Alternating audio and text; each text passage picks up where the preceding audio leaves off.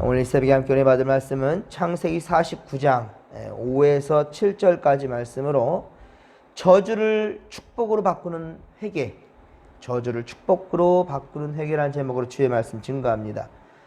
여러분, 야곱은 임종을 앞두고 마지막 힘을 다하여 자손들에게 축복을 합니다. 그런데 요셉은 12명의 아들 중에 11번째였지만 먼저 축복하기를 시작하죠. 축복을 받게 되는데 특히 요셉을 대신하여 두 아들 므낫세와 에브라임에게 축복을 하였습니다. 그리고 그 다음으로 장자 르우벤부터 시작하여 12아들들에게 축복을 하였습니다. 자, 그런데 2절에서 보았듯이 야곱은 자식들을 다 불러 모아서 그리고 자신을 야곱이라고 하였고 다시 이스라엘이라고 하였고, 그렇죠? 자, 그러니까 인간적인 아버지로서의 축복을 하고 싶지만, 자, 그러나 하나님의 뜻에 따라 순종하여 축복하겠다라는 그 강한 의지를 지금 밝힌 것입니다. 특별히 요셉의 두 아들 므낫세와 에브라임을 따로 떼었죠. 그리고 그 다음 장자 르우벤의 축복을, 그리고 오늘 시므온과 레위, 그 다음 유다에 대한 축복을 강해한 다음에 나머지 13절 이하의 스불론 이하 자식들에 대해서 우리 살펴보도록 하겠습니다. 사람들은 자신도 저주를 받고 싶지 않을 뿐더러 그렇습니다. 우리의 자녀들이 저주받기를 원하는 그런 사람은 세상에 없습니다. 하지만 저주는 아무런 이유 없이 임하는 것이 아닙니다. 그렇죠? 저주받을 만한 행동을 했기 때문에, 그렇죠? 저주받을 만한 행동을 했기 때문에 그렇게 저주가 임하게 되지요. 오죽하면 오늘 7절 말씀을 보면 야곱 중에서 나누며 이스라엘 중에서 흩어지라. 인간적으로 아버지 야곱도 분노하지만 하나님께서 주신 이스라엘 이 이름에 있는 이 이스라엘에게서도 너희들은 흩어질 것이라 라고 지금 이렇게 저주를 하고 있는 겁니다. 그런데 하나님을 믿는 자녀들은 어떻습니까? 복만 받고 저주와는 상관이 없을 거라고 그렇게 생각을 합니다. 그러나 여러분, 말씀에서 떠나 악한 이 죄악된 삶을 살면 아무리 하나님의 자녀를 한다 할지라도 여러분, 하나님의 진노와 저주를 피할 수가 없다는 것을 명심하시기 바랍니다. 야곱은요, 마지막 임종을 앞두고 있어서 모든 아들들을 다 축복해주고 싶었습니다. 일일이 다 축복해주고 싶어요, 아버지로서. 하지만 야곱은 하나님을 대신하여 그들에게 언약의 메시지를 전하는 것에 더 중점을 두었습니다. 때문에 인간적으로 그렇게 대할 수는 없었습니다. 자, 그래서 앞서 3절에서 4절, 3절, 4절에 보았듯이 맏아들 르우벤이 왜 장자의 축복을 상실할 수밖에 없었던지, 그렇죠? 야곱은 이제라도 참아왔던 그의 폐륜에 대해서 밝히고 책망할 수밖에 없었던 겁니다. 그리고 오늘 본문에 보면 다음 둘째와 셋째인 시므온과 레위에 대해서는 온전히 저주만을 선포하고 있습니다. 그렇습니다. 야곱이 자신의 아들들 가운데 저주만을 선포한 아들은 오직 시므온과 레위밖에 없습니다. 야곱은 5절에 보면, 오늘 본문 5절에 보면 시므온과 레위의 칼은 폭력의 도구라 라고 말하고 있습니다. 폭력의 도구라. 그리고 그들의 이 비밀 모의에 상관하지도 말고, 그리고 그들의 집회에도 참여하지 않겠다. 내 영혼은 내가 죽어서도 니들과는 함께하지 않아. 그 이유인즉슨 그들의 분노대로 사람을 죽이고 그들의 혈기대로 소의 발목 힘줄을 끊었음이로다. 이 부분을 이해하기 위해서는요, 창세기 34장을 보아야 됩니다. 창세기 34장. 여기 보면 야곱이 세겜으로 가서 살게 될 때 하나밖에 없는 딸 디나가 히위 족속의 추장 하몰의 아들 세겜에게 강간을 당하게 됩니다. 그런데 세겜은 디나를 어때요? 강간하고 끝나는 것이 아니라 진실로 사랑하게 됩니다. 그래서 자신의 아내로 맞이하고 싶다라고 아버지에게 얘기하는 거죠, 하몰에게. 하지만 야곱은 아버지로서 해야 할 일을 이것을 들었을 때 자기가 처단을 해야 되겠죠. 하지만 어떻습니까? 아들들에게 밀어버립니다. 아들들이 들에서 돌아오는 것을 기다렸다. 그때까지 기다렸어요. 사실 이것부터가 문제거든요. 아버지로서 분명히 이것은 일을 끝냈어야 되는데, 처리했어야 되는데 그러지 않았어요. 그랬더니 시몬과 레위는 그들에게 할례 언약을 제안하게 되지요. 세겜과 히위 족속은 그것을 기쁘게 여기고 히위 족속의 모든 남자들이 할례를 행합니다. 하지만 이것은 어떻습니까? 감히 하나님 앞에 하지 못할 거짓된 할례 언약이었죠. 할례 받고 고통 중에 있을 때 어떻습니까? 3일 만에 쳐들어가서 시몬과 레위가 어때요? 칼을 가지고 가서 성읍을 기습하고 모든 남자들을 다 죽여버립니다. 그리고 디나를 데려옵니다. 그 후에 야곱의 다른 아들들까지 전부 다 몰려가서 그 성읍에 가서 재물을 빼앗고 짐승들을 다 약탈하고 노략질을 합니다. 미국에서 어떠한 폭동이 나게 되면은 막 약탈하는 거 봤죠? 우리나라는 촛불시를 해도 어느 상점 하나 건드리지 않는데 참 그런 모습 보면 우리나라 국민성은 참 좋은 것 같아요. 아니 평화로운 시위로 이어질 텐데 막 그냥 가게 상점을 때려 부시고 막 약탈을 해요. 그런 모습 그대로예요. 지금 야곱의 지금 자식들이 그랬단 말입니다. 지금 바로 이 일의 주동자가 시몬과 레위였던 것입니다. 시몬과 레위는 아버지 야곱의 가르침을 받아 하나님을 믿는 사람들이었어요. 하지만 이들이 악을 행하니까 저주를 받을 수밖에 없게 된 것입니다. 오늘 보면 7절 하반절에 보듯이 야곱은 이들이 저주를 받아 야곱 중에서 나뉘며 이스라엘 중에서 흩어지로다. 야곱 중에서 나뉘며 이스라엘 중에서 그렇게 흩으리로다 라고 저주를 선포하고 있습니다. 그렇습니다. 실제로 야곱의 예언대로요, 시몬 지파와 레위 지파는 이스라엘 중에서 흩어져야 했고, 그리고 독립적이고 인구가 많은 지파를 형성하지를 못합니다. 그 단적인 예로 모세가 출애굽하고 난 후에 인구조사를 합니다. 자, 이 인구조사 결과를 보면 확실하게 알 수 있습니다. 흩어져가는 그런 민족이라는 것을. 자, 민수기 1장에 보면 모세가 1차로 20세 이상의 싸움에 나갈 만한 인구를, 자, 그러니까 그 성인 남자를 계수를 합니다. 시몬 지파는요 59,300명 59,300명으로 다른 지파들과 비슷합니다. 다른 지파들도 다 5만에서 6만, 4만 이 사이 인구가 형성되어 있어요. 별 차이가 없었습니다. 하지만 민수기 1장에서 59,000이었는데 하지만 민수기 26장에 가서 2차 인구조사를 하거든요. 두 번째 인구조사를 하는데 이때는 다른 지파들 수는 다 늘었습니다. 다른 지파들은 뭐 4만이면 5만으로 6만으로 다 늘었습니다. 자, 그런데 시몬 지파는 12지파 중에서 가장 적었습니다. 처음에는 59,000이었지만 2차 개수를 했더니만 22,200명. 절반 수준은 이르지 못합니다. 그렇죠? 결국 시몬 지파는 가나안 땅 정착 후에 어떻게 되는지 아십니까? 가나안 정착 후에 숫자가 너무나 적고 영향력이 없어서 자신의 기업을 분배받지 못하고 여호수아가 땅을 분배해 주잖아요. 그런데 시몬 지파는 제대로 자신들의 기업을 분배받지 못하고 가장 많이 번성한 유다 지파가 가장 많이 번성합니다. 자, 유다 지파에서 예수님이 나왔죠. 이 유다 지파에 흡수되었고요. 그리고 유다의 영내에 있는 몇 개의 성읍만을 받게 된 것이 바로 시몬 지파입니다. 그러면 레위 지파는 어땠을까요? 자, 레위 지파는 역시 다른 지파와 달리 독자적인 기업을 갖지 못합니다. 독자적인 기업이 없어요. 가나안 땅에 들어가서 각 지파들이 분배받는 땅에서 그냥 몇 성읍씩 골라서 그렇게 얻고요. 그리고 다 흩어져서 살게 되었습니다. 물론 시몬 지파와 레위 지파는 그렇게 흩어지게 된 그 성격은 좀 달라요.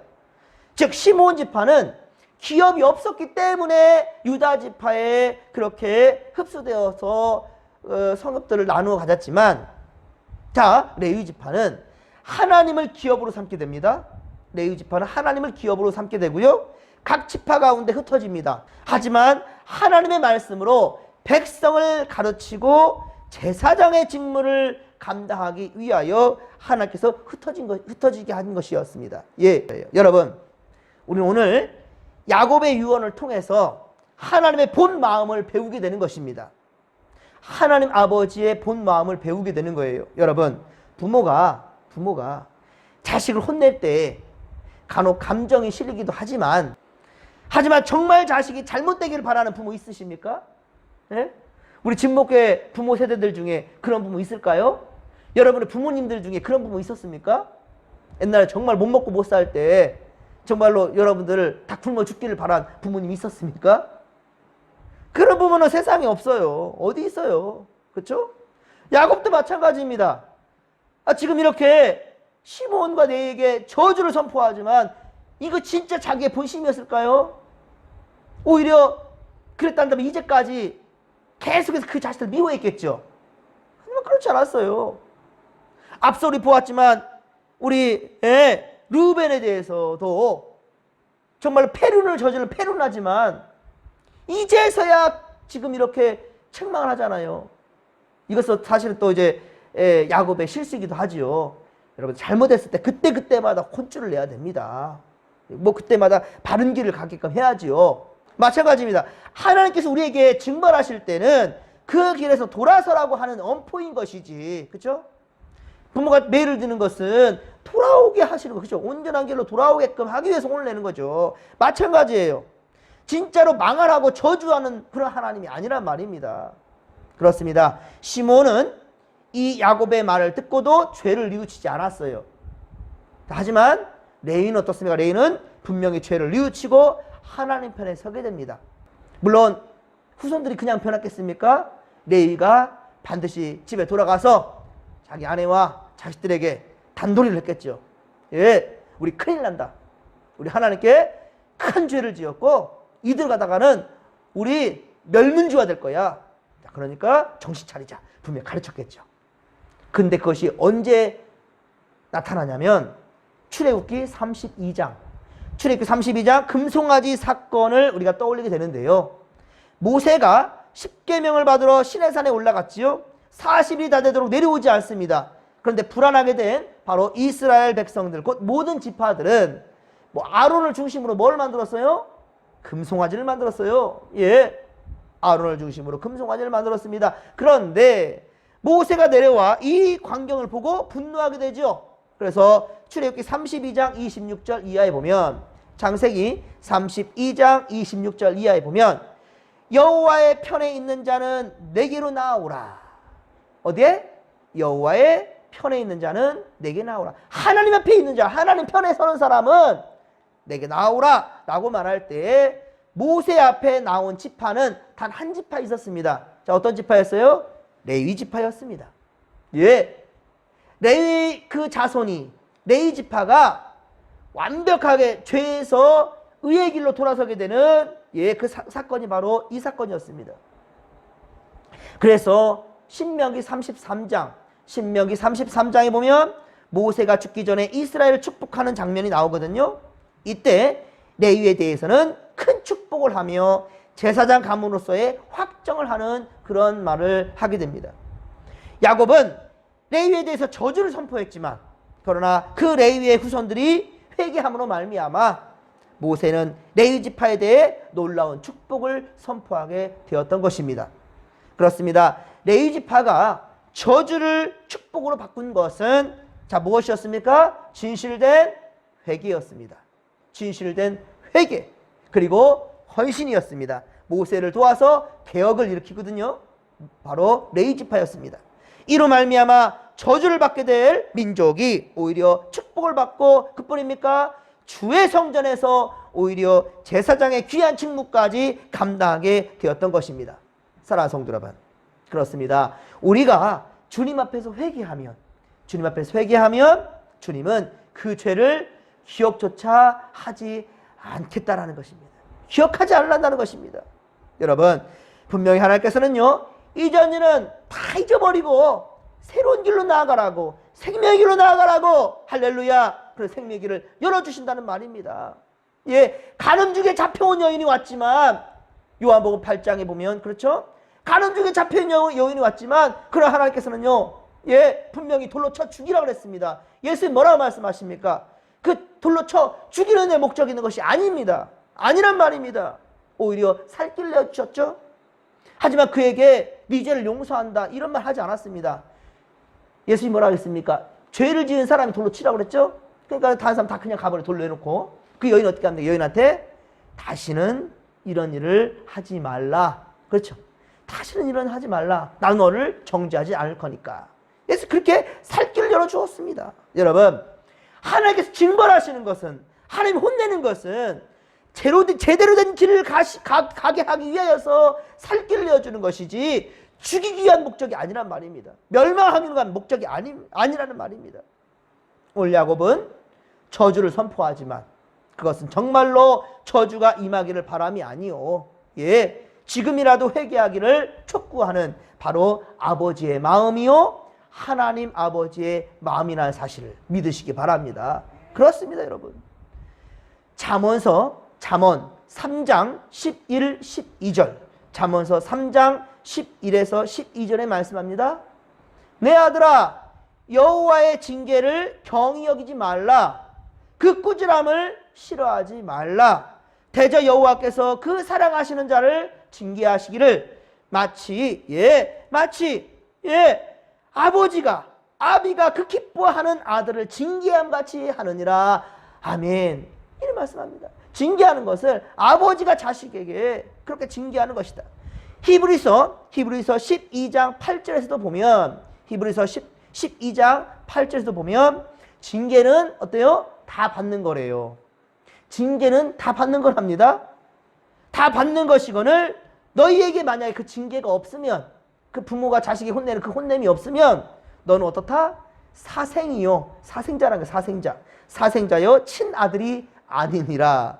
친아들이 아니랍니다. 그러니까 혼남을 통해서 여러분들 상처받는 것이 아니라 내가 친아들이 친자식이기 때문에, 내가 친딸이고 친아들이기 때문에, 예, 그래서 내게 아버지가 혼내는구나, 이런 것을 알면 되는 거예요. 여러분, 전혀 알지 못한, 옛날에는 물론 젊은이들이 잘못을 하게 되더라도 가다가도 이놈들 이라고 혼나면 어른의 꾸지람을 바로 들었죠. 예. 요즘 어때요? 지하철에서라도 잘못하는 애들을 보고 혼내면 봉변당한다고. 그렇죠. 예. 당신이 뭐요? 당신 우리 아버지요? 이래 버리잖아요. 참 정말 너무너무 예의가 없어지는 나라가 돼버렸어요. 옛날 우리나라 동방 예의주의라고 말까지 들었는데요. 그렇죠? 너무 안타깝죠? 그런데 그래요. 다른 집 자식이 잘못하는 것을 그냥 지나친다 칩시다. 그러면 안 되겠지만, 그런데 자기 자식이 잘못하는데도 불구하고 본체만 찬다면 그 부모 아니라는 거죠. 그 말하는 거예요. 그렇습니다. 하나님은 우리가 주의 백성이며 자녀로 인정해 주시기에 고난도 주시고 돌아오기를 바라며 징계도 주신다라는 거예요. 그렇습니다. 그러므로 우리는 감정대로 악을 행해서는 안 된다는 겁니다. 입술로 범죄해서는 안 된다는 겁니다. 예, 불평과 불만이 우리 입에 있는 것이 아니라, 만에 하나 마음에 그런 마음이 있다 한다면 빨리 하나님 앞으로 나가야 되는 거예요. 코람돼요. 예, 그 내 삶의 자리가 어디 있든지 간에 반드시 코람돼요. 하나님 앞에 나가야 되는 거예요. 그렇죠? 할 수만 있다 한다면 성전을 찾고, 할 수만 있다 한다면 그 자리에 무릎을 꿇으라는 거예요. 그리고 하나님의 음성을 들으면 그 불편했던 입술은 감사로 바뀌게 되고, 말씀드렸죠? 나를 미워하는 그 사람이 어때요? 불쌍해지더라. 오히려 그를 위해서 기도하게 되더라. 그게 바로 하나님 나라의 백성이라는 거예요. 그렇습니다. 여러분, 믿음으로 받으십시오. 고난과 어려운 역경 속에서도 믿음으로 나아가시고, 오히려 우리의 잘못을 돌아보고 회개할 줄 알며 바른 길로 정진하는 성도들이 다 되기를 주님의 간절히 축원합니다. 축원합니다. 내일은 주님의 날입니다. 예, 그렇습니다. 여러분, 오늘 항상 부탁드리죠. 믿음 연약한 자들을 위하여서 기도 대상자, 전도 대상자들을 놓기 위해서 이 시간 같이 한번 기도하며 나가십시다. 주여 삼창 부르며 기도하며 나갑니다. 주여, 주여, 주여. 살아계신 하나님 아버지, 은혜를 더하여 주옵소서. 성령이 함께 하소서. 말씀 충만, 은혜 충만, 성령 충만으로 우리 인도하여 주옵소서. 함께하여 주옵소서.